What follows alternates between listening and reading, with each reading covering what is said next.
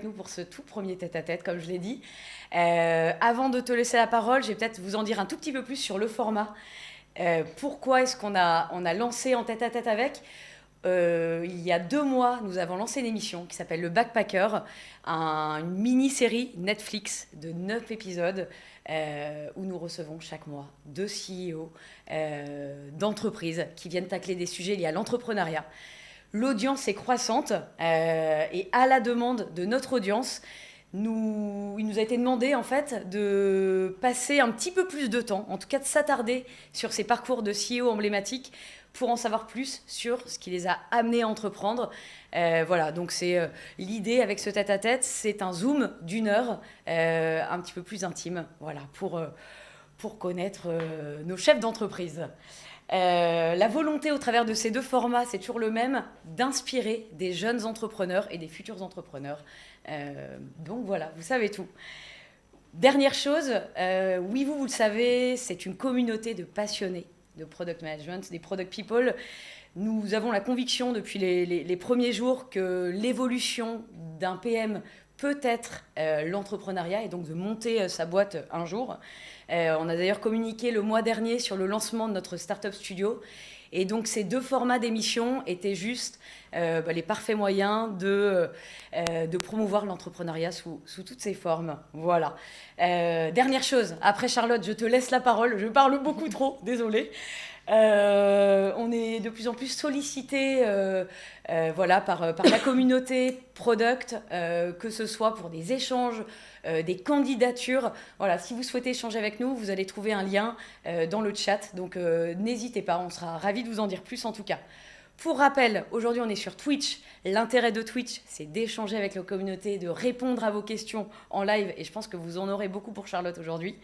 Vous pouvez nous suivre sur notre chaîne L'After Produit et sur tous nos réseaux sociaux. Charlotte, comme je l'ai dit, cofondatrice et CEO de Celency. Pour la petite anecdote, c'est assez drôle parce qu'on s'est rencontrés. Enfin, à l'époque, on partage une personne en commun dans notre réseau qui est une personne qui s'appelle Hugo, directeur administratif et financier, qu'on a rencontré grâce à ton associé Maxime il y a 1 an maintenant et qui nous a mis en relation avec toi. La boucle est bouclée. La boucle est bouclée, absolument. Merci Hugo. Non, c'est vrai que c'est... Voilà, je tenais à partager quand même cette petite anecdote. Charlotte, est-ce que... Je pense que beaucoup de personnes connaissent Celency, mais est-ce que tu peux nous représenter ta boîte ? Carrément. Bon, en une phrase, la façon dont on se présente, Celency, c'est la marketplace de référence de mobilier et de décoration de seconde main. Ok. Donc, c'est vraiment la plateforme qui permet d'échanger entre acheteurs et vendeurs, que ce soit professionnels ou particuliers, des biens de seconde main qui sont tous sélectionnés par nos soins. Notre force, notre grosse valeur ajoutée, on va dire, côté bailleur, c'est vraiment de sélectionner les plus belles pièces de mobilier de déco, Ouais. ce qui nous différencie en fait vachement de tous les acteurs de petites annonces plus traditionnelles, très généralistes, dans lesquelles il y a un peu de tout. Et surtout tout le service qu'on apporte de livraison, d'accompagnement, de conseils, d'idées, d'inspiration. Ok. Et côté vendeur, notre grosse valeur ajoutée, c'est surtout... Alors au départ, on s'est beaucoup adressé à des vendeurs professionnels, donc des antiquaires, des brocanteurs, qu'on a accompagnés dans leur digitalisation. Ouais. Donc on leur offre un outil vraiment clé en main pour vendre en ligne, une belle vitrine avec tout le marketing qui va avec et la logistique, en tout cas les opérations aussi qui suivent derrière. Ok. Top. Voilà. Ultra clair. Je pense que notre audience, même si... elle pouvait te connaître, en tout cas comprend exactement quel est votre business. C'est vrai que c'est une super boîte. Nous, moi, à titre perso, je te connais, je suis depuis plusieurs années, même à l'époque, Brocante Lab, Celency, on reviendra dessus après, mais bravo en tout cas. Ce que je vous propose maintenant, on va démarrer avec une petite rubrique pour en savoir plus sur toi, Charlotte. Qui es-tu ? Au-delà de, cofondatrice de Celency, qui s'appelle le questionnaire.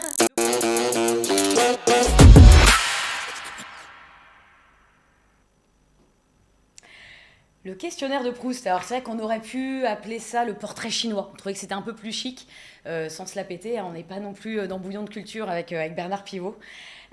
Objectif du coup, te connaître en tant que femme, en tant que personne. Je vais te poser 10 petites questions. Déjà, on démarre. Quel âge as-tu ? Bon, c'est peut-être indiscret. D'où viens-tu? J'ai 34 ans et je viens de Bordeaux, team Sud-Ouest. Très bien, on adore le Sud-Ouest. Absolument, mais qui n'aime pas le Sud-Ouest? Si tu étais, alors bon, on va rejoindre un peu ton cœur d'activité business, si tu étais une pièce de la maison, quelle pièce serais-tu?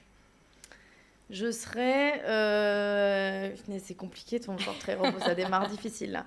Je dirais que j'aime bien le côté fauteuil quand même pour apporter un côté un peu cosy, un peu confortable, un peu chaleureux et qui invite aussi soit à se reposer, soit à la conversation.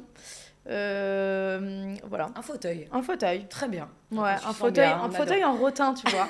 Le rotin, j'aime bien, c'est un matériau que je choisis particulièrement parce que très robuste, un peu passe-partout, qui va dans tous les intérieurs, qui se présente bien en été comme en hiver. J'aime bien. Et assez solaire, par ailleurs. C'est vrai. Le rotin, c'est impression de vacances, peut-être. Exactement. Si tu étais... Alors bon, ça va peut-être se rejoindre, pièce de maison, donc là, on est un fauteuil. Un objet du quotidien. Que serais-tu? Un objet du quotidien, un plat. Enfin, un plat, j'adore cuisiner, j'adore partager des repas, donc un plat, c'est sûr. Très de la table, direct. Un plat art de la table. On va rebondir sur art de la table. C'est dur de se présenter comme un plat, quand même. C'est un peu très cool, je me dis, ça, c'est un peu violent, mais enfin, pourquoi pas. Allons-y, on next. On casse les codes, déjeuner, voilà, si tu devais déjeuner ou dîner avec une personnalité, voilà, te faire un petit resto, une bonne bouffe justement, avec qui est-ce que tu rêverais de partager un repas? Sur les questions un peu difficiles. Un peu difficile, voilà, c'est inspiré de l'interview des Échos Weekend. On aimait bien cette question-là, on l'a remis là. Mort ou vivant, peu importe, non? Hein? Peu importe. Allons-y. Ça peut être vraiment n'importe quoi, un chanteur, une... Écoute, mort ou vivant, effectivement. On peut repartir dans le passé. On peut repartir dans le passé, sans doute mon côté un peu vintage. Je crois que je déjeunerais bien avec Mère Teresa. Ok. Tu vois, un peu dans le don de sa vie pour les autres et tout. Ça m'intéresserait de comprendre un peu. Je crois que je. Mère Teresa. Ouais, pourquoi pas. Très bien. Ouais. Tu vois, ça me fait un peu voyager et tout. Là, je file, j'y vais. Ok. Alors, écoutons, déjeunons. Donc, on continue avec Mère Teresa à nos côtés. Le repas se poursuit. Le plat, Mère Teresa à côté. Et là, t'es un dessert. Donc, t'aimes manger. Je sais pas, si tu étais un dessert, quel dessert serais-tu? Si j'étais un dessert, je serais des profiteroles, je pense. Ok. Je dirais que les profiteroles, c'est unanime. Faut justifier ou pas? Non, pas forcément. Tu peux justifier. Non, je pense que c'est le dessert préféré de Max, donc forcément, je l'ai pas mal fait. J'aime bien aussi le côté un peu surprise, tu vois, de la profiterole. Pour ceux qui ne le connaissent pas et qui le découvrent pour la première fois, tu démarres avec du chocolat et puis à l'intérieur, tu as un petit côté, tu vois, sous le petit chou, tu as le petit côté glacé qui passe pas mal. Donc j'aime bien ce côté un peu surprenant, un peu piquant, un peu rafraîchissant aussi de la profiterole. Profiterole, très bien. Bon, on va changer, là, on part sur les loisirs créatifs. Tu aimes le mobilier chiné, etc. Si tu étais un loisir créatif? Je serais... tu vois, tu parles d'un sujet qui me touche pas. J'aurais du mal à faire un choix parce que je fais pas mal de trucs d'activités manuelles chez moi. Ok. J'adore bricoler, j'adore peindre, j'adore dessiner, j'adore... là, récemment, j'ai testé la poterie, donc je serais un peu un mix. Je pense que je serais un atelier multi-atelier, tu vois, un atelier multi-créativité. Ok, en tout cas, tu es créatif, quoi. C'est quelque chose qui te parle. Ouais. Ok. Et très manuel, j'adore. Bon, on choisit pas. On est plusieurs, très bien. Avant-dernière chose, une mauvaise habitude. Voilà, si tu étais une mauvaise habitude, que serais-tu, Charlotte? L'impulsivité. Je suis beaucoup trop impulsive. Tu fonces, tu y vas sans réfléchir. Ouais. On me le dit depuis que toute petite, tourne ta langue 7 fois dans ta bouche avant de parler. Mais c'est trop impulsif, peut-être. Ok. Bon, après, est-ce que c'est un défaut? Je sais pas. Si, je pense. Parce qu'avec le temps, ce serait bien d'apprendre à se mesurer un peu. Être un peu plus posé. Elle a du bon, l'impulsivité. Mais je pense qu'il faut la canaliser un peu. Très bien. Parfait. Bon, écoute, on te connaît mieux, en tout cas. Donc, Je sais pas. merci de t'être dévoilé, de t'être confié à nous. On va basculer maintenant. En fait, l'idée, voilà, c'était cette petite rubrique pour en savoir plus, etc. Et là, on va revenir sur ton parcours depuis Charlotte enfant jusqu'à aujourd'hui à la tête d'une super boîte. On va découvrir d'ailleurs sur nos écrans Charlotte petite. Voilà. On est, on est vraiment dans l'intimité en fait sur ce On live. rentre dans l'intimité. Hein, on Voilà, rentre dans tu nous l'intimité. as, Non, tu mais nous as... t'as bien planté le décor, écoute, c'est bien. Est-ce qu'on a la photo qui s'affiche? On ne la voit pas, c'est normal. C'est normal, elle est affichée. Elle est affichée. Parfait. Est-ce que tu as une petite anecdote peut-être à nous partager sur cette photo? Non, franchement, je ne saurais pas trop quoi dire. Je sais pas si j'assume très bien, mais voilà. En tout cas, c'est moi petite. Non, j'ai pas forcément grand-chose à dire, si ce n'est que l'environnement est délibérément vintage. Et je pense que c'est peut-être le seul lien avec... non, et c'est quand même moi petite, mais je pense que c'est le lien principal avec ce que je fais aujourd'hui. Excellency aujourd'hui. Est-ce que justement, tu pourrais nous en dire plus sur quel enfant tu étais, comment tu étais petite, ce que tes parents diraient de toi peut-être, ou tes frères et sœurs, si tu as des frères et sœurs d'ailleurs? J'étais assez petite, j'étais assez fonceuse. Je pense que un peu tout feu tout flamme justement. J'étais pas hyper active, mais enfin dans le comportement, en tout cas, je faisais beaucoup de choses et j'avais une grosse énergie. Ok.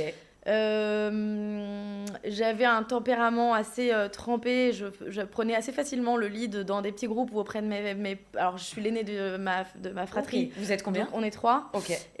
Donc, c'était assez facile en tant qu'aînée de prendre le lead. Mais je pense que j'ai toujours eu ce côté un peu... J'aimais bien, tu vois, donner des ordres à mes petits frères et sœurs. C'était un peu c'est pas forcément comme ça que je vois le leadership aujourd'hui. Je préfère rassurer qu'on fasse pas l'amalgame. Mais en tout cas, j'aimais bien en tout cas prendre le lead, quoi. Okay. Ça, c'est sûr. Et après, non, je dirais que c'était peut-être les 2 points qui me caractérisaient le plus petite et qui étaient sans doute assez perceptibles déjà enfant. Ok. Après, assez gaie, vive, curieuse. Voilà, et un peu du mal à rentrer dans des cases. Ouais, c'était pas forcément très docile. Ok, ouais, tu disais ce que tu avais à dire. Voilà. Et à l'école, ça se passait comment? Plutôt bon élève? Les profs étaient unanimes quels étaient les retours peut-être des profs? J'étais toujours, c'était un peu c'était partagé dans le sens où j'étais bonne élève, j'ai toujours fait partie du top, on va dire de top 3 et au top 5 des élèves de la classe. C'était important pour moi, c'était un peu une ligne conductrice forte. Ouais. Donc relativement scolaire en tout cas, j'avais à cœur de bien faire les choses. Ce qui était partagé, c'était le côté effectivement assez dissipé par ailleurs, où ouais, je crois que je pense que c'est quand même ce qui revenait le plus, quoi. C'était ce côté pas très structuré, pas très rigoureuse. En fait, je crois que une des forces que j'ai aussi aujourd'hui, oui. C'est que je suis quelqu'un de très efficace, ouais. mais du coup, je fais les choses beaucoup en last minute. Et donc, petite, c'était aussi comme chose, ça. hein. Et donc, à l'école, pendant les cours, j'étais sans doute pas hyper attentive et j'étais plus un élément perturbateur que vraiment quelqu'un qui apportait le calme, la sérénité et le sérieux dans la classe. Mais tout était toujours fait en temps et en heure, voilà, last minute, mais c'était quand même fait. Ouais, donc à la fin des fins, je pense que le bilan était pas si négatif des profs, quoi. Et puis c'est peut-être ce qui fait ta force encore aujourd'hui, quoi. C'était ton caractère, mais je crois que on se refait pas. On se refait pas. Et est-ce que à l'époque, qu'est-ce que tu voulais faire? Tu savais quand tu plus grande, est-ce que tu avais déjà une petite idée en tête?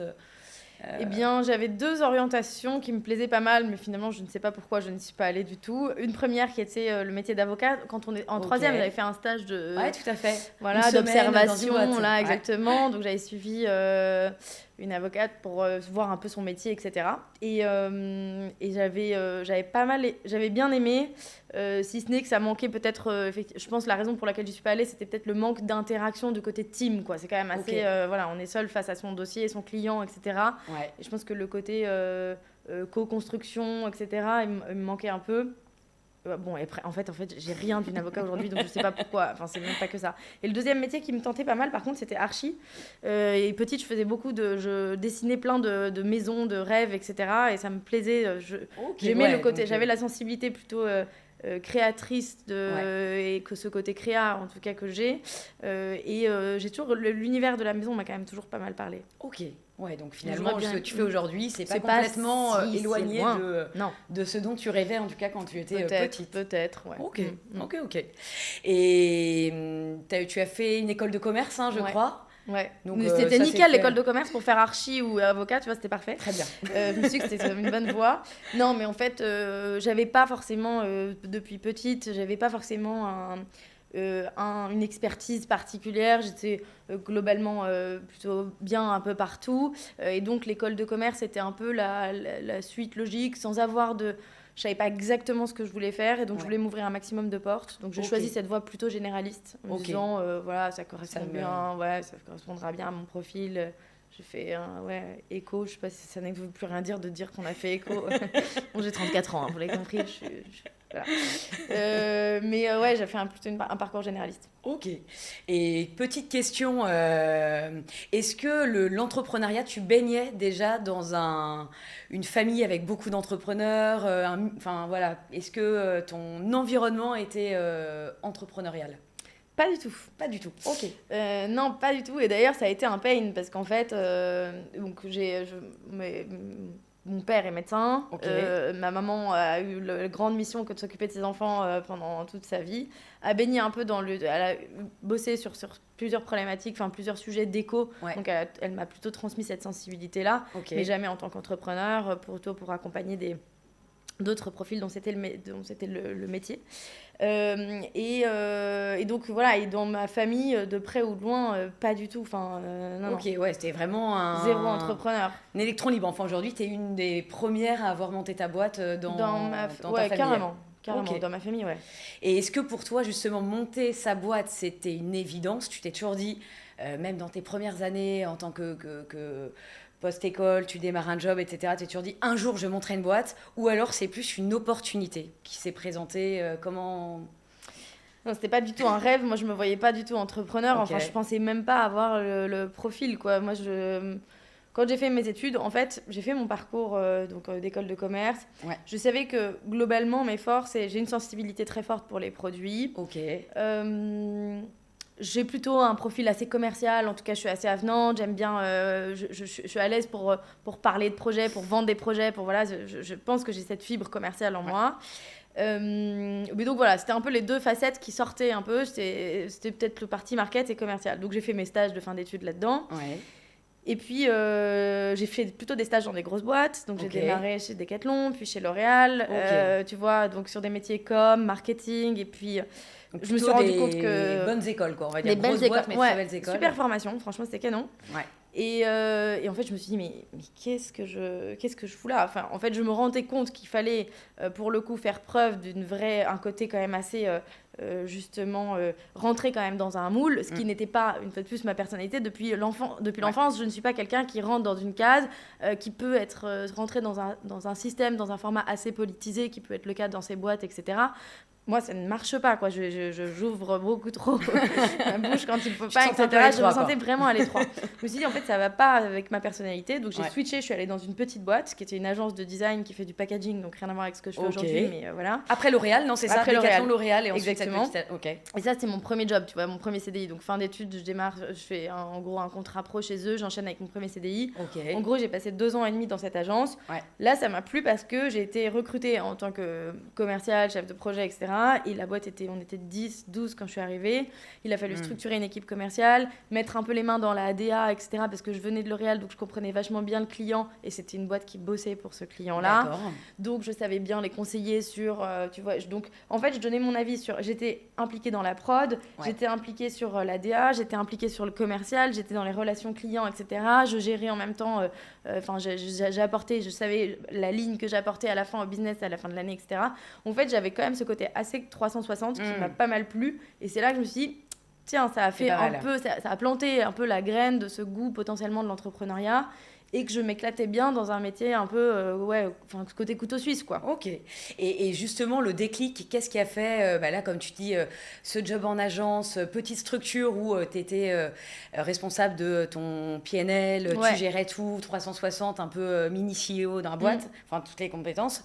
Qu'est-ce qui a fait que tu t'es dit, tac, allez, je passe à l'action, c'est parti, je monte ma boîte? En fait, c'est que la boîte dans laquelle j'étais, il n'y avait pas forcément une opportunité. Donc, ça faisait 2 ans et demi. Donc, moi, je trépignais. Enfin, j'étais au taquet. Je suis au début, là, j'étais à fond. Ouais. Je me dis, je voyais pas trop comment je pouvais continuer à créer de la valeur en continuant de progresser dans la boîte. Je voyais bien comment je pouvais continuer à créer de la valeur. Ouais. Mais moi, je voyais pas trop, je m'y retrouvais pas trop.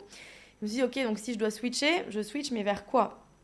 Et pour le coup, là encore, je fais écho à ma personnalité, mais je suis quelqu'un de très entier, de très passionné. Alors, pas passionné par une chose, mais par plein de choses, mais en tout cas passionné plutôt dans l'état d'esprit, quoi, dans la façon d'être. La nature, quoi. La nature. Et donc, je me suis dit, mais il faut que je me lance dans quelque chose qui me botte. Et ce qui me botte parmi plusieurs sujets, un des gros sujets centraux de hobby ou passe-temps, c'est la déco. Ok. Et donc, j'ai regardé la déco et je me suis dit, attends, en fait, sur le marché de la déco, tout ça s'est fait en très peu de temps, en l'espace d'1 mois. Je me suis dit, ok, je vois plus forcément la suite dans cette agence. J'ai regardé la déco, le marché, il est comment ? Mais surtout, moi, je me porte comment ? Et je me suis dit, comment dans le marché de la déco ? C'est quoi mes besoins ? Qu'est-ce que je fais ? Et en fait, pour reboucler du coup un peu avec la naissance de l'idée, c'est que en fait, moi, je passe du temps à chiner sur Le Bon Coin, sur les sites de petites annonces et tout. Je chinais déjà beaucoup. Beaucoup dans des brocantes et tout, mais j'y passe un temps fou et tout. Et genre, mes potes commencent à me missionner parce qu'en fait, ta table basse, elle est trop cool, tu voudrais pas me trouver un truc. En fait, c'est sympa, mais la nuit, je veux dormir quand même. J'ai un boulot par ailleurs, donc je peux pas faire ça.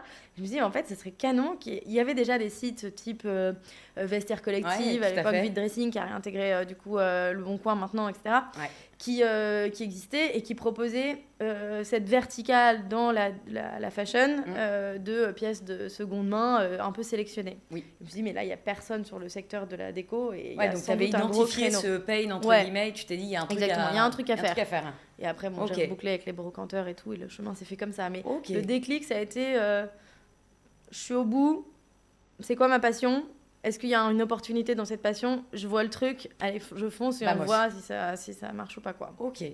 Et il y avait quelqu'un, enfin, tu avais un mentor, quelqu'un qui t'avait inspiré pour passer le cap ou pas du tout ? C'est vraiment toi toute seule Non, mon mentor, c'est mon mari qui est aujourd'hui mon associé, qui lui, à ce moment-là, bossait au réseau Entreprendre Paris. Ouais. Et donc, il accompagnait pas mal de startups, pas mal d'entrepreneurs et notamment sur des problématiques de marketplace, etc. Enfin bref, il a vu plein de choses. Okay. Et donc, lui, il m'a orienté, éveillé, soutenu aussi et porté. Parce que pour le coup, ne venant pas d'une famille dans laquelle il y avait cette culture entrepreneuriale, le soutien, je ne l'ai pas trop trouvé dans la famille. Donc, je l'ai plutôt trouvé effectivement auprès de Max, qui a été un premier supporter, quoi. Ok, qui était un pilier vraiment et un coach. Carrément. Et qui t'a rejoint. Qui m'a rejoint dans l'aventure in fine, exactement. Ok.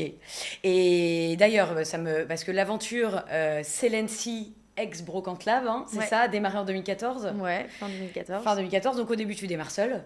Exactement, donc je quitte mon job, j'ai l'idée, je me dis ok, il y a un truc, il se passe quelque chose, etc. Max m'aide à élaborer un semblant, déjà un modèle, puis un business plan, et puis on se dit ok, il y a peut-être quelque chose à faire.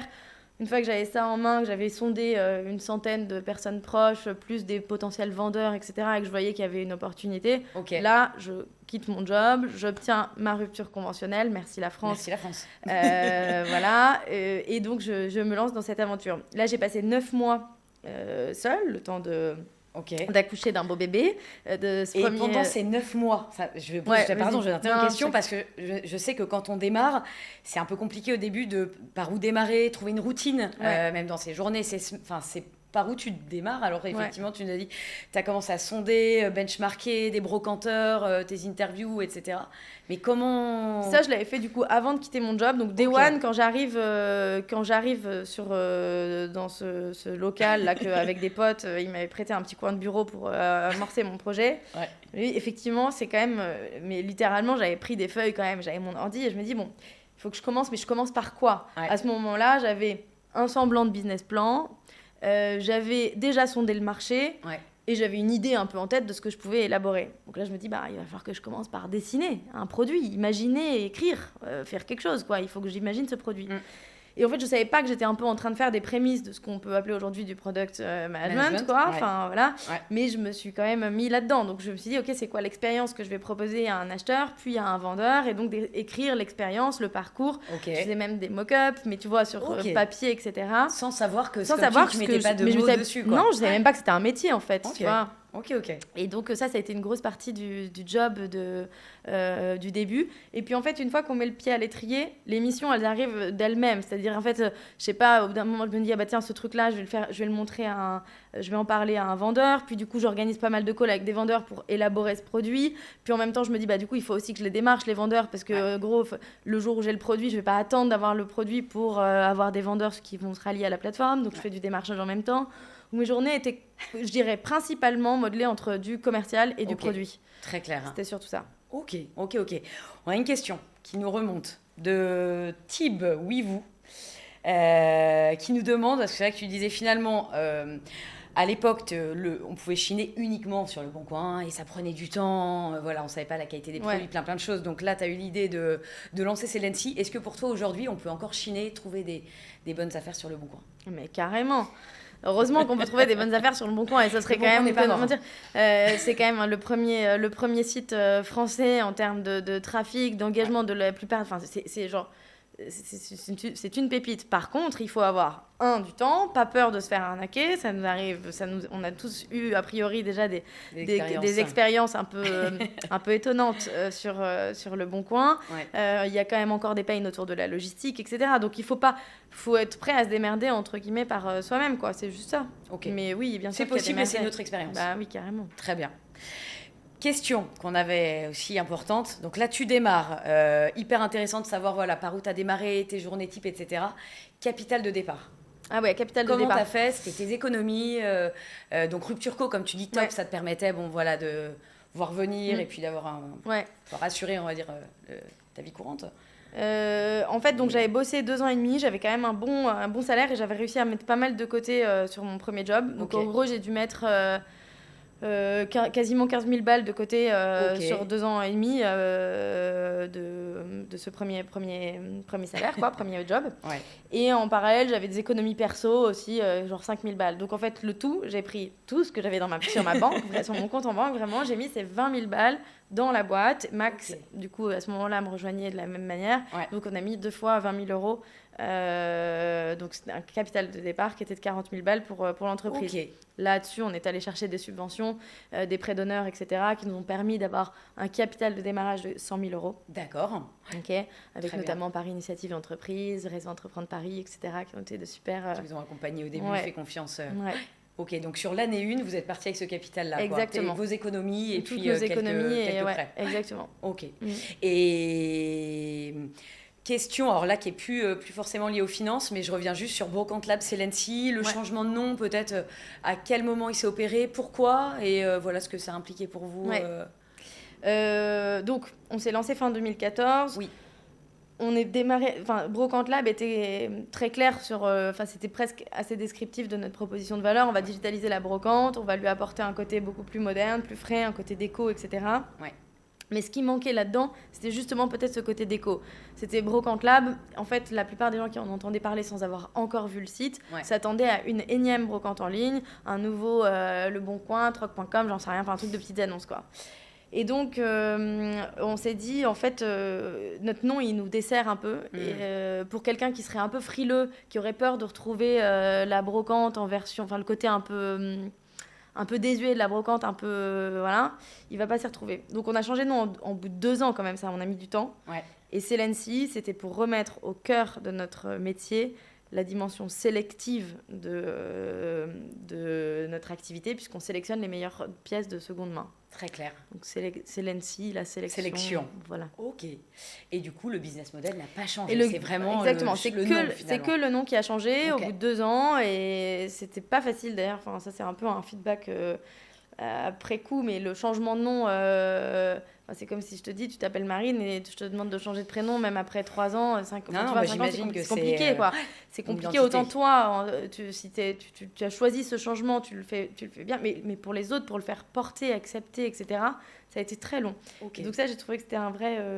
ça a été un vrai défi. Mais aujourd'hui, j'ai l'impression que voilà, on se souvient même plus de Brocante Lab. Donc non, on est beaucoup plus en phase. Il y a ce côté, en fait, si je résume, on est une boîte, évidemment, on est une boîte tech, mais on est surtout une marque consumer très forte dans le secteur de la déco. Ouais. Et donc, il fallait un nom pour porter cette marque de déco. Ok. Et je pense que c'est plus en adéquation que Brocante Lab, qui avait un côté très serviciel, en fait. Très bien, ça marche. Question, on continue les questions, Charlotte. On revient sur ton associé. Alors, tu nous l'as dit, ton associé, Maxime, qui est également ton mari. Ouais. Question, alors là, c'est sur vos rôles. J'imagine qu'ils ont évolué, en tout cas, entre Celency, Brocante Lab en 2014 et aujourd'hui. La boîte s'est développée, 70 personnes. Voilà, quel était ton rôle il y a 8 ans, aujourd'hui et quels sont vos rôles à tous les deux dans la boîte? Ouais. En fait, effectivement, au début, on faisait un peu de tout, mais en tout cas, ça avait été un point déterminant de notre association, parce que comme on était déjà en couple quand on s'est associé, on s'était dit, pour que ça marche, il faut quand même qu'on ait une répartition des rôles qui soit assez claire. Ouais. Donc, en fin de compte, nos forces d'il y a 7 ans, elles sont à peu près les mêmes, voire elles se sont renforcées dans le temps aujourd'hui, mais donc il n'y a pas eu de... comment dire, il n'y a pas plus d'overlap 8 ans après qu'il y en avait au démarrage, quoi. Okay. Donc au départ, lui était sur les parties plutôt financières, tout ce qui était plutôt growth, donc au sens de l'acquisition client, donc très lié et corrélé au budget qu'on pouvait avoir en paid. Et sur la partie, il était aussi au début sur la partie opération, donc logistique, support, etc. Et moi, de mon côté, j'étais davantage sur la partie sourcing, donc aller chercher cette offre, cette supply qui est quand même le cœur de le nerf de la guerre, quoi. Donc aller chercher plus d'offres sur la marketplace. J'étais sur la brand et sur la partie produit, dont on s'est parlé. Aujourd'hui, on a gardé quelques éléments de ces rôles-là et d'autres C-level sont venus nous épauler, et donc on s'est juste... Voilà, très bien, vous ça avez structuré fluide, la boîte et donc on a un peu moins peut-être une dernière question, mais ce qui fait que pour toi, Celency cartonne aujourd'hui. Qu'est-ce qui fait que vous avez su faire la différence? Parce que bon, alors on peut se dire une question de timing ou autre, c'est aussi une question de personne, je pense. Enfin, qu'est-ce qui pour toi fait que voilà, vous avez réussi à craquer le marché et être là où vous êtes en tout cas aujourd'hui? Mais je pense que... Les petites recettes. La recette. Non, mais ça rejoint quand même un peu le point de notre proposition de valeur côté acheteur et côté vendeur. C'est que je pense que cette proposition de valeur, elle est toujours vraiment en adéquation avec les attentes du marché. Côté acheteur, on propose une sélection du meilleur de la seconde main. Alors oui, on peut continuer de chiner sur le bon coin, mais on a tous des problématiques de temps, des agendas qui se densifient. Plus ça va, plus ça se densifie. Et dans lesquels c'est compliqué d'aller scroller pendant des heures pour trouver la bonne pièce au bon prix, gérer ensuite la logistique, éviter l'arnaque, machin, enfin bref, gérer le paiement, pas le time, tu vois. Donc en vrai, je pense que nous proposer une sélection de qualité où tu payes, tu as des facilités de paiement, puis tu te fais livrer chez toi, etc. C'est un vrai facilitateur. Je pense que ça répond vraiment aux problématiques qu'on a aujourd'hui, qui sont par ailleurs très portées aussi sur des pièces plus authentiques, des pièces uniques et des pièces de seconde main. La seconde main, je n'invente rien si je dis que c'est quand même un marché en plein boom, 25% de croissance annuelle moyenne. On aspire tous à consommer de manière plus responsable. Donc voilà, on répond à tous ces enjeux-là, à ce phénomène de marché en y apportant les justes services côté bailleur. Et ça, c'est très clair. Évidemment, tout ça ne marcherait pas si en face, j'apportais pas le bon service ou si j'avais pas la bonne proposition de valeur côté vendeur, pour le coup. Vendeur pro, vendeur part. Et effectivement, sur les vendeurs pro, on leur propose effectivement une vitrine qui est clé en main. C'est aussi vrai pour les particuliers. Et on facilite toute la logistique. Et ça aussi, c'est un gros sujet. Donc voilà, il y a un point dont je n'ai pas parlé, mais qui est néanmoins très clé chez nous. C'est dans notre... donc, on a ces deux populations, vendeurs et acheteurs. Ouais. On a beaucoup parlé de vendeurs pro-part, mais côté acheteurs, on a aussi des professionnels et des particuliers. Donc les particuliers, on s'en avait parlé, enfin tu vois, c'est toi, moi, on cherche Je mets voilà. mon meuble, ma table en vente sur Tu mets ta table en Celency. vente ou tu achètes ta table sur Celency parce que tu veux de l'unique, de l'authentique, Ouais. tu veux du service, etc. Mais on a aussi tout un tas de professionnels qui est, un pool qui grandit de plus en plus chez nous. Ce sont des architectes, des décorateurs, des restaurants, des hôtels, des bureaux qui veulent aujourd'hui se meubler de manière responsable, Ouais. apporter ce côté authentique en fait à leur projet. Tu vois, pour que les gens se sentent bien, qu'il y a un côté plus unique aussi, plus chaleureux et unique dans la démarche. Et pour ça, on est la seule solution pour le coup sur le marché. Ok. C'est-à-dire que, tu vois, quand on équipe des hôtels type Ouais, c'est vrai que Accor, vous faisiez machin, de plus en plus du pro, énormément en tout cas. du pro. Ouais. Et en fait, ils peuvent pas, aujourd'hui, eux ne peuvent pas faire appel, ils vont pas aller au Puce de Saint-Ouen ni dans les brocantes de quartier ou sur C'est le vrai. Bon Coin, tu vois. Ouais, Il ils ont leur pas faut le de la facture, il leur faut du service, etc. temps. Ok. Donc Et là-dessus, vous êtes c'est les un seuls vrai- à proposer ça On est les aujourd'hui. seuls à proposer ça aujourd'hui, ouais. Et alors, une dernière question, parce que je crois que le temps passe super vite. C'est vrai que vous avez apporté effectivement un service qui est dingue et qui permet de gagner du temps, d'aller trouver pile poil la bonne pièce et d'avoir accès à un réseau de brocanteurs France entière, voire même Europe.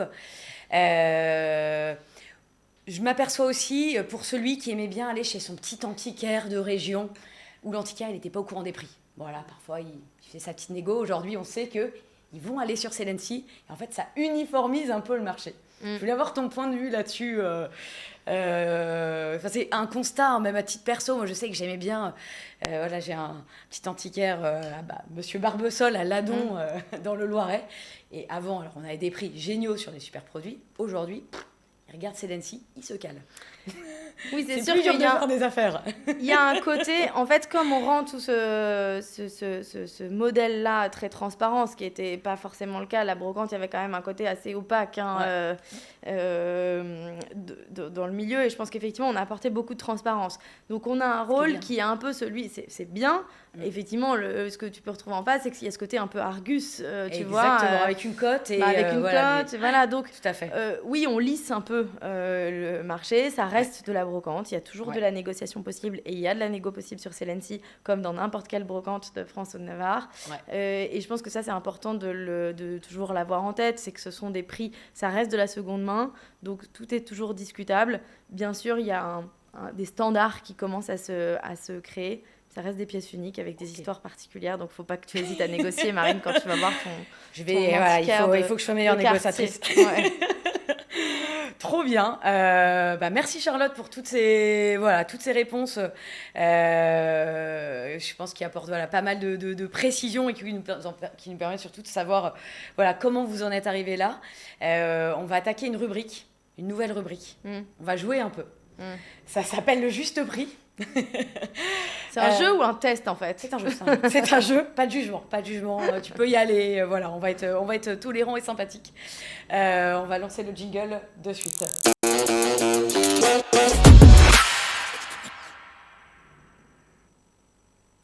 Ok, welcome back. Le juste prix, donc on va te faire défiler 10 pièces par catégorie. Donc le jeu, il a été fait sur mesure pour toi, parce qu'on a vu que ils sont tous issus de la marketplace Celency, je tiens à le dire. Voilà, donc petite promotion, quoi, pas de pression. Moi, je tiens à préciser qu'on a quand même 350 000 produits sur le site, donc je ne connais pas le prix de tous les produits du site, et grand bien me fasse. Non, mais vraiment, tu peux y aller sans, le public ne te jugera pas là-dessus. Ça marche. 10 objets par catégorie, des produits très chers, moins chers ou autres. Ça va s'afficher sur l'écran juste à droite. Et on va démarrer avec la catégorie fauteuil. Voilà, le fameux Groovy de Pierre Paulin. Si je dis autour de 2000 pour un fauteuil en très bel état? 2000 Non? Écoute, on est dans la bonne... on est dans les 2950 euros. Bon, écoute, on n'était pas complètement éloignés. Non, on n'est pas très très loin. C'est des ordres de grandeur. C'est un ordre de grandeur. Sur les pièces... J'aime bien quand même le juste prix. On gagne quelque chose à la fin ou pas? On gagne un très très bon café avec un petit dessert, peut-être des Excellent. profiteroles qui vont arriver pour la fin. Ouais, trop sympa. Voilà. Et puis un tote bag with vous. Voilà, des petits goodies. Miroir. Donc là, on va partir sur un miroir mural en bois doré, plus classique. 36 par 46, 60 €. Oh! Peut-être qu'il n'a pas été mis en... Peut-être que c'est pas très cher, hein, je sais pas. Bah, il est pas tombé très... sur une affaire. Hein. Écoute, c'est plutôt une bonne affaire parce que je dirais que vu la taille, 46 cm, il peut se vendre, ouais, peut-être 60, j'étais peut-être un peu large quand même, mais 50 €.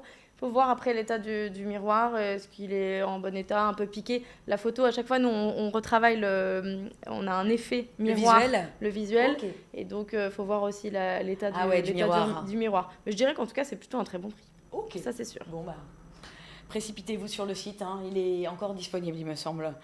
On arrive sur les carafes. Carafe et pichet, le pichet vintage. Petite carafe, petit pichet. Pichet bio, 2,5 litres, je sais pas, 20 € quoi. Ah ouais, il est 62 € quand même. Hein. Eh ouais. Bon bah comme quoi, hein. Non mais faut que je rebosse ma curation.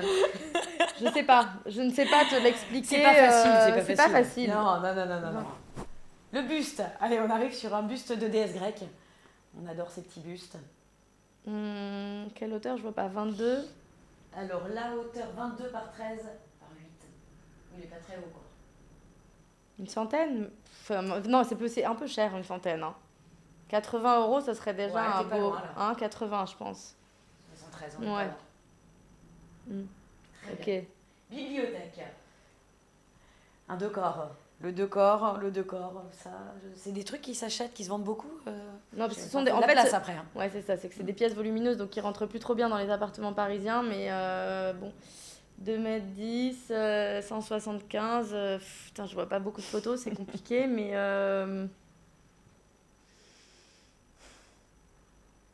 ça peut se vendre autour de 800 €, quoi. Un peu moins. Hein? Un peu moins. Arrête. En fait, on dit. Et je crois que ça vaut plus. Les prix ont baissé. Ah, bah ça dépend. L'armoire normande classique, oui. Là, ça se vend bien. Bah, ça, en fait, il y a 2 salles, 2 ambiances, mais c'est tellement des pièces uniques, je sais pas quoi te dire là. 350 €. Une affaire, je vous dis. Une affaire, foncez. Bah, il faut que vous ayez, si vous avez la place. Non, alors ça, typiquement dans une boutique, tu vois. Ça, typiquement pour une boutique, c'est canon. Un meuble de merch de dingue. J'imagine qu'il y a des vitrines qu'on peut ouvrir, etc. Enfin, je vois pas tout le produit, mais c'est parce que c'est comme bois. Il dit pas grand chose quand même sur le bois descriptif. couleur, il s'est pas lâché sur la description, hein, le vendeur. Bon, je vois pas les détails, mais franchement, s'il est plutôt en bon état, c'est pas une mauvaise affaire. Ok, bon, on le garde en tête. Catégorie 6, le meuble bar. Ah ben, on arrive en plus sur le rotin, que tu affectionnes hein, particulièrement. Sympathique aussi. Hein. C'est quoi là, 105 105 exactement de hauteur, de largeur 126. 200 Oh oui, on n'est pas loin, un tout petit peu plus, mais c'est ça, 260. Ouais. 260 €. 260 €, je crois que j'ai une question de Justine Poum. Justine Poum, c'est la question? Le micro. Ah pardon, on me parle. Excusez-moi, je pensais que c'était une question, pardon. C'est le live, hein, voilà. La régie me fait des signes que je ne comprends pas. Catégorie illustration. Je reviens derrière mon micro. Entre les lignes. Sympa. On verra bien ça chez Weevoo. Tu vois, franchement, ça serait un joli tableau, je trouve. Ouais, c'est très beau ça. Et puis le prix nous irait bien aussi. Une quarantaine d'euros? Ouais, franchement, dans le mille quasi, 35. Bravo. Allez, encore 3 pièces. On part sur les tables basses. Table en céramique. Ça marche bien ça, table en verre, c'est des choses qui... Il y a de la demande sur ces pièces-là? Oui, de toute façon, il y a de la demande sur tout, Marine. On est tous différents, on a des goûts, les goûts et les couleurs, tu sais. Je sais pas trop. Hein. Un bon prix. Hein c'est pas... ça fait partie des belles pièces là, de la sélection quand même. Enfin, un bon prix. On est... C'est dans les pièces les plus chères d'aujourd'hui. C'est vrai? Tu vois, j'allais te dire à peu près 1000 balles, mais je pense que... Oui, voilà, un peu plus, un petit peu plus. Ouais, c'est ça. 1300 balles. Bon. Bien, exactement ça. Bravo Charlotte. Allez. C'est dur, hein. Ouais, c'est hard. Ouais, c'est dur. Mais bon. Non, mais c'est dur parce que c'est vrai que tu vois que chaque pièce est unique et donc tu vas avoir je repense au buffet, effectivement, machin, c'est que... Bon, bref, je vais pas épiloguer maintenant. On n'a pas le temps. Catégorie assiette. Alors, les petites assiettes barbotines, le lot de 8. 8 assiettes. C'est pas la barbotine la plus ravissante qu'on ait sur le site, mais enfin bon, tout se vend.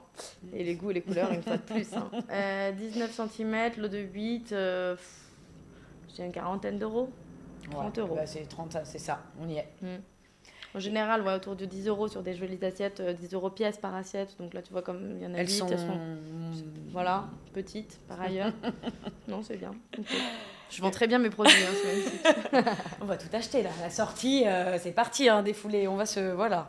Les tapis, c'est dur. Tapis, Benny Warren. On part au Maroc.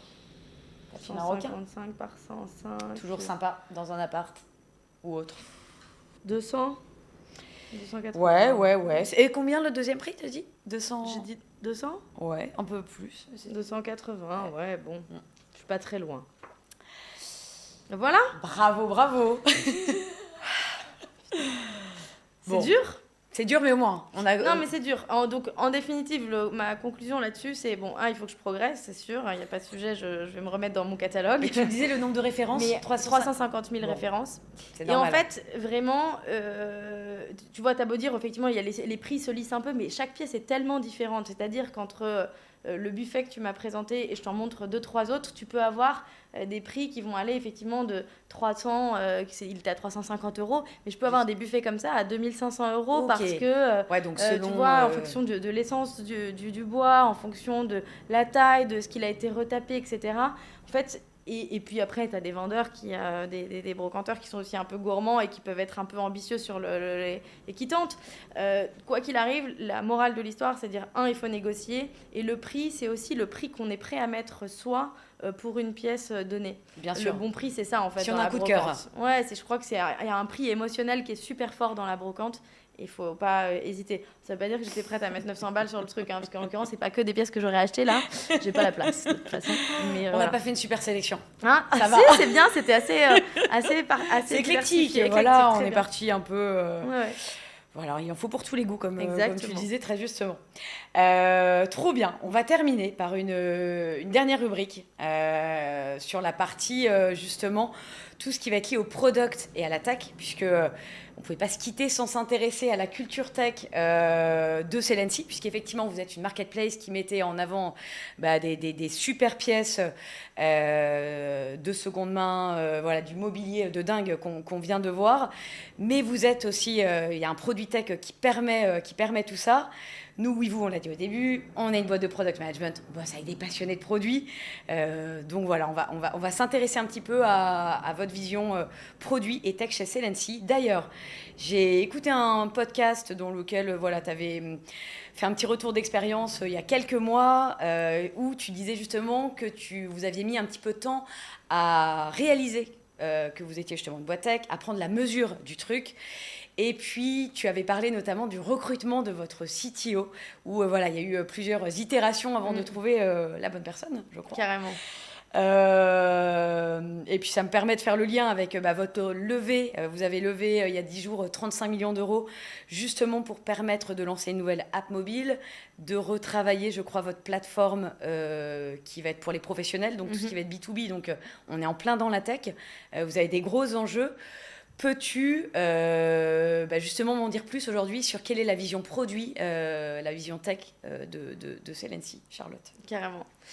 Je pense que, comme tu l'as très justement dit, et j'en parlais tout à l'heure en disant que Celency a il faut comprendre qu'on a un ADN un peu double. À la fois, on est une boîte consumer, mais on est effectivement avant tout une boîte tech. Et ces deux doivent bien cohabiter. Je pense que la marque Celency est plutôt bien installée, ou en tout cas aujourd'hui assez bien reconnue. Néanmoins, elle a pris peut-être une place trop forte par rapport à la tech sur les premières années. C'est aussi pour ça qu'on a voulu effectivement rééquilibrer les choses et remettre cet ADN, cette culture tech vraiment au centre et au cœur de notre activité. Et ça, vous en avez pris connaissance quand ? Enfin, conscience plutôt. En fait, que on naissance, en a eu conscience assez tôt. Après, c'est juste qui allait être la bonne personne, qui allait incarner tout ça et qui allait porter ces valeurs-là, qui allait être, tu vois, vraiment défendre les couleurs de Celency en externe, parce que c'est beaucoup ça. On parle aussi vraiment de rayonnement, de la marque employeur, Bien etc. sûr. Et je pense que, donc et comme tu l'as très justement dit, on a un peu itéré sur le profil, le profil de CTO. Ouais. Aujourd'hui, on a Vincent Paulin, qui est notre super CTO, qui nous a rejoint il y a 1 an et demi maintenant et qui nous accompagne sur toute la partie tech, qui a réussi à construire une super équipe technique en quelques mois, qui s'est bien étoffée. On est une quinzaine de personnes aujourd'hui dans l'équipe tech, hors data et hors product. Donc voilà, et qui est en plein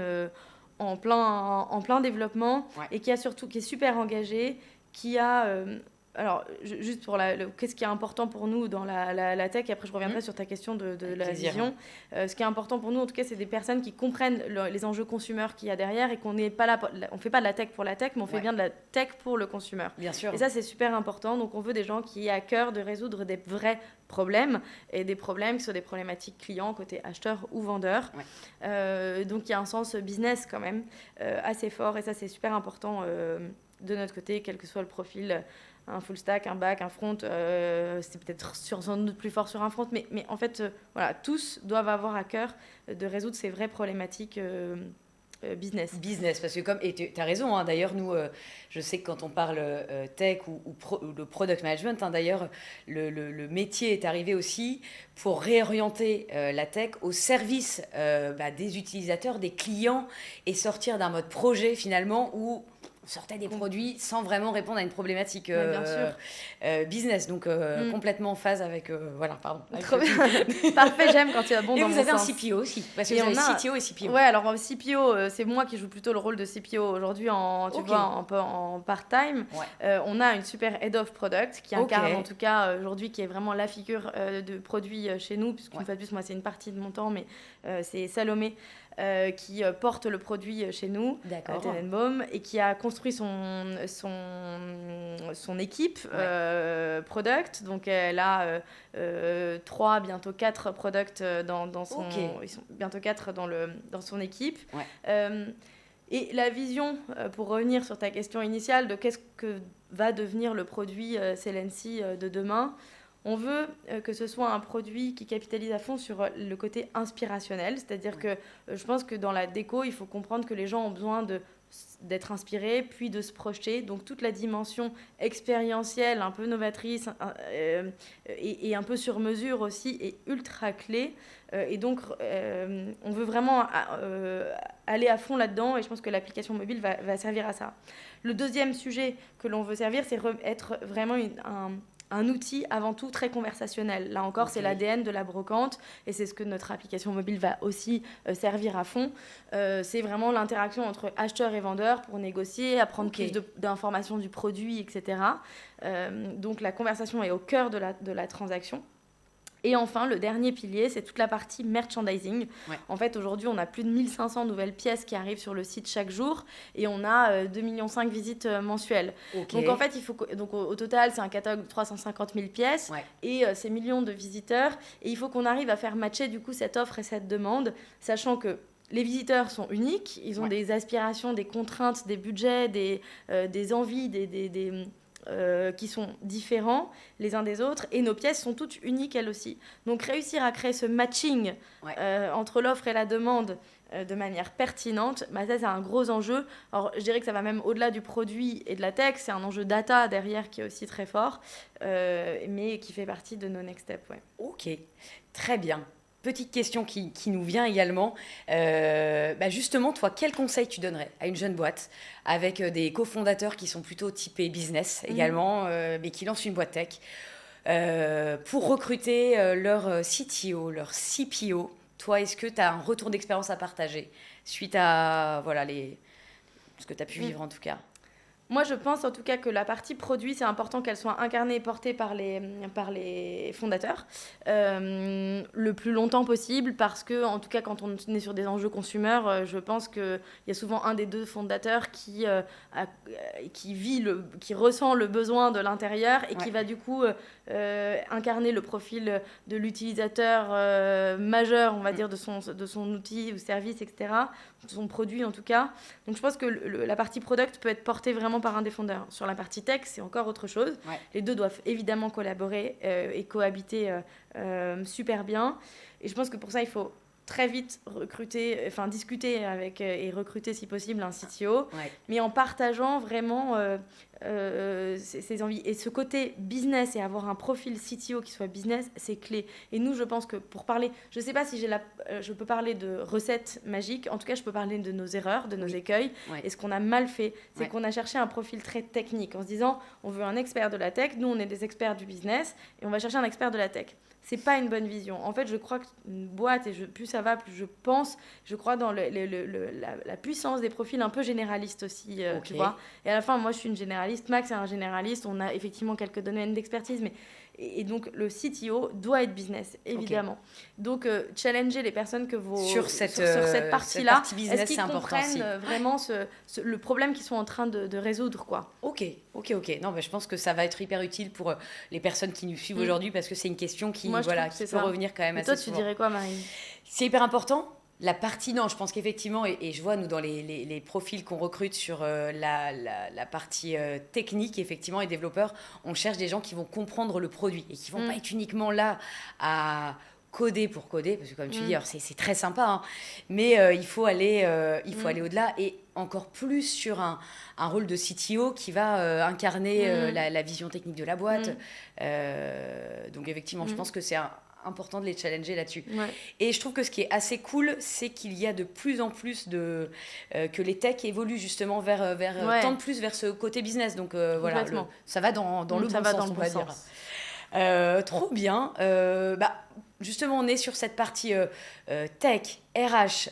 Tu nous as parlé des enjeux forts là, qui allaient arriver. J'imagine avec cette levée de fonds, vous allez recruter des personnes pour venir renforcer l'équipe.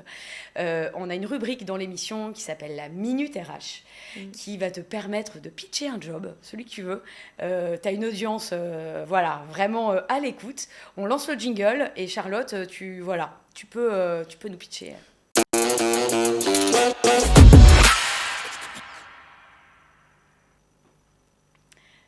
À toi de jouer.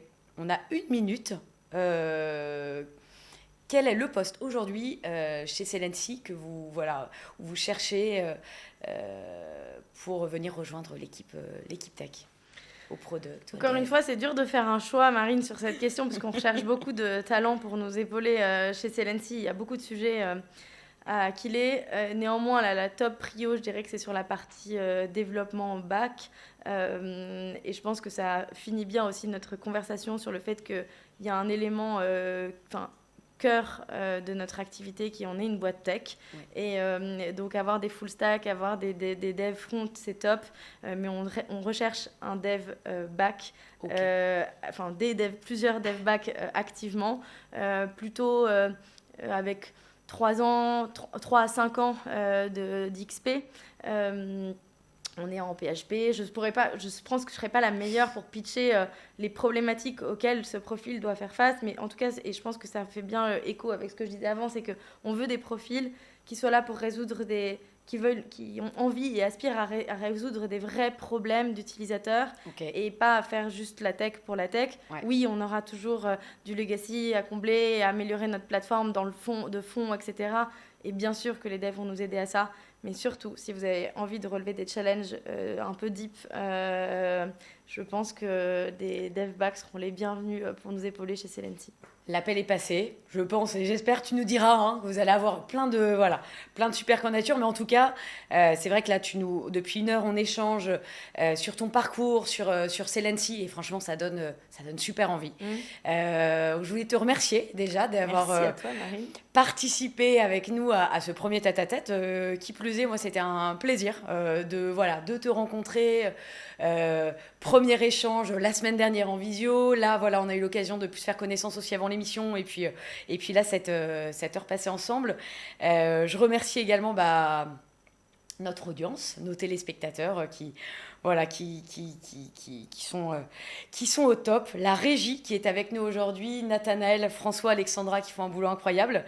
Et puis je vous donne rendez-vous le 4 mai avec le Backpacker. Donc on continue la fameuse série 100% entrepreneuriale où nous recevrons Céline Lazorte, ex-fondatrice de MangoPay et aujourd'hui Résilience, et Clara Chapaz qui pilote la French Tech. Exactement. Donc, on vous donne rendez-vous à 13h.